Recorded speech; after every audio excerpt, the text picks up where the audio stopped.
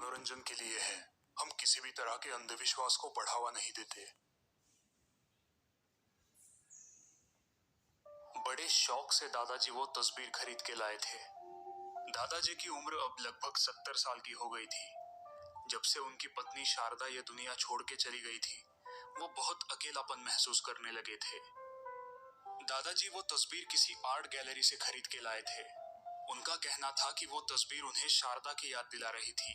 उन्होंने उस तस्वीर को अपने बेडरूम में लगाया। अपने पलंग पे सोते सोते घंटों वो उस तस्वीर को ही देखा करते थे। दादाजी का बेटा दिनेश और उनकी बहू राधिका दोनों ही उनकी इस आदत से कुछ परेशान से हो गए थे। कभी कभी तो उनके रूम में से अकेले ही कुछ बड़बड़ाने की आवाजें आती रहती थी।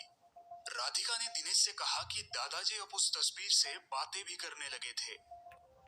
दिनेश इस बात से बड़ा ही चिंतित हो गया था। उसने वो तस्वीर दादाजी के बेडरूम से निकालनी चाहिए, लेकिन उसकी इस हरकत से दादाजी नाराज हो गए और उन्होंने खाना पीना ही छोड़ दिया। मजबूरन दिनेश को वो तस्वीर फिर से दादाजी के कमरे में लगवानी पड़ी, लेकिन अब दादाजी ने बहू और बेटा दोनों से ही बात करना भी छोड़ दिया था। इतना ही नहीं, वो खाना भी अपने कमरे में ही खाने लगे थे। दिन ब दिन उनकी तबीयत खराब ही होती जा रही थी। किसी को भी समझ नहीं आ रहा था कि आखिर उन्हें हुआ क्या है। एक दिन राधिका उनके कमरे में उन्हें खाना देने आई, तो उसने देखा कि दादाजी बस एकटक उस तस्वीर को ही घूर रहे थे और उनके होंठ कुछ पुटपुटा रहे थे।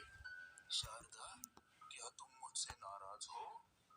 कल मुझसे मिलने क्यों नहीं आई? दादाजी की ये बात सुन के राधिका बहुत घबरा सी गई। उसने उस तस्वीर की तरफ देखा। 2 पल के लिए उसे भी लगा कि जैसे उस तस्वीर की आंखें उससे ही घूर रही है। उस कमरे में रोशनी बहुत ही कम थी और एक अजीब सी बदबू पूरे कमरे में फैल चुकी थी। न जाने दादाजी उस कमरे में कैसे रहते थे। राधिका ने खाना रखा और वो उस कमरे में से बाहर निकल आई। शारदा, क्यों तड़पा रही हो? मुझे भी अपने साथ ले चलो। दादाजी अकेले ही पुटपुटा रहे थे। चांद की हल्की सी रोशनी उस खिड़की में से आके उस तस्वीर पर गिर रही थी। धीरे धीरे उस तस्वीर का नूर पलटने लगा, मानो वो तस्वीर जिंदा हो रही हो। शारदा, तुम आ गई? तुम आ गई शारदा?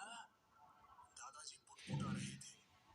एक सुंदर सी लड़की दादाजी के सिरहाने आके बैठ गई। हाँ, मैं आ गई, वो लड़की बोली। अब मुझे कभी छोड़ के मत जाना। दादाजी इतना बोल ही रहे थे कि चांद की रोशनी उस लड़की के चेहरे पे आ पड़ी। दादाजी ने उसकी तरफ देखा। नहीं, नहीं, कौन हो तुम? तुम शारदा नहीं हो, तुम शारदा नहीं हो, वो चिल्लाए। उस लड़की का चेहरा बड़ी ही भयानक तरीके से सड़ चुका था। वो दादाजी की तरफ देखकर मुस्कुराई। डरिए मत, अगली पूर्णिमा के दिन हम एक हो जाएंगे। फिर आपको मुझसे कभी भी अलग नहीं रहना पड़ेगा। दादाजी जोर से चिल्लाना चाहते थे, लेकिन मानो जैसे उनकी आवाज ही चली गई थी। उस लड़की ने धीरे से उनका माथा चूमा और मुस्कुराती हुई फिर से उस तस्वीर में गायब हो गई। दूसरे दिन जब राधिका दादाजी के कमरे में आई, तो वो दादाजी का चेहरा देख जोरों से चिल्लाई। दिनेश दौड़ता हुआ कमरे में आया। उसने देखा कि दादाजी का चेहरा और मुस्कुराती हुई फिर से उस तस्वीर में गायब हो गई। दूसरे दिन जब राधिका दादाजी के कमरे में आई, तो वो दादाजी का चेहरा देख जोरों से चिल्लाई। दिनेश दौड़ता हुआ कमरे में आया। उसने देखा कि दादाजी का चेहरा पूरा सूख चुका था, मानो जैसे किसी ने उनका खून ही चूस लिया हो। उनकी सांस तो चल रही थी, लेकिन उनकी आंखें सफेद पड़ गई थी और वो एकटक उस तस्वीर को ही घूरते जा रहे थे।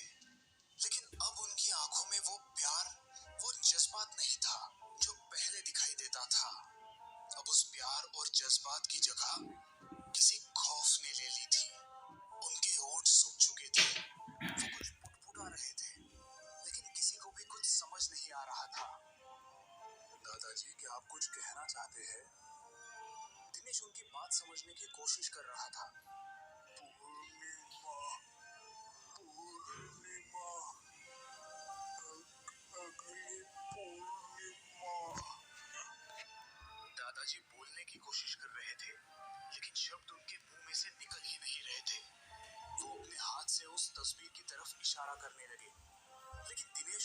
बात समझ ही नहीं आ रही थी। दादाजी, हम वो तस्वीर वहां से नहीं निकालेंगे, आप चिंता मत कीजिए।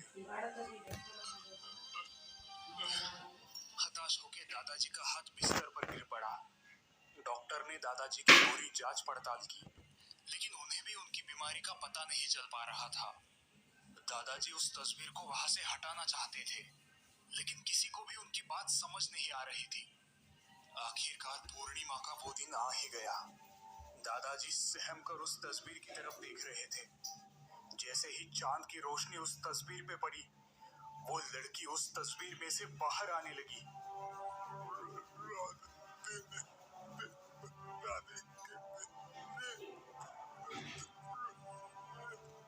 दादाजी दिनेश और राधिका को पुकारने की कोशिश कर रहे थे, लेकिन उनके मुंह में से आवाज ही नहीं निकल पा रही थी। वो लड़की धीमे से उनके पास आई।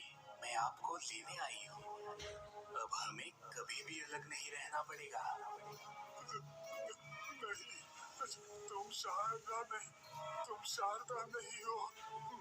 मैं तुम्हारे साथ नहीं आना चाहता। दादाजी पुटपुटाने लगे। तुमने ठीक पहचाना, मैं शारदा नहीं, कमला हूँ। वो लड़की बोल रही थी। एक चित्रकार मेरी तस्वीर बनाना चाहता था। मेरी तस्वीर बनाते बनाते वो मुझसे प्यार करने लगा और उसने मुझसे शादी करने की इच्छा दर्शाई।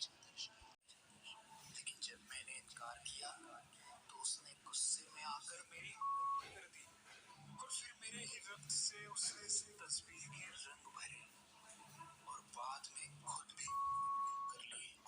तभी से मैं इस तस्वीर में रह रही हूँ। जिस दिन मेरी मृत्यु हुई, वो दिन भी पूर्णिमा का ही दिन था। हर पूर्णिमा के दिन मुझे रक्त की प्यास लगती है। अब आओ, मेरी प्यास बुझाओ। इतना कहकर उस डायन ने अपना मुंह खोला। दादाजी के मुंह से एक हल्की सी चित्कार निकली और फिर सब कुछ शांत हो गया। दिनेश और राधिका को कभी भी इस बात का पता नहीं चल पाया कि आखिरकार दादाजी की मौत की असली वजह क्या थी। उन्होंने उस कमरे का सारा सामान कबाड़ खाने में बेच दिया, जिसमें वो तस्वीर भी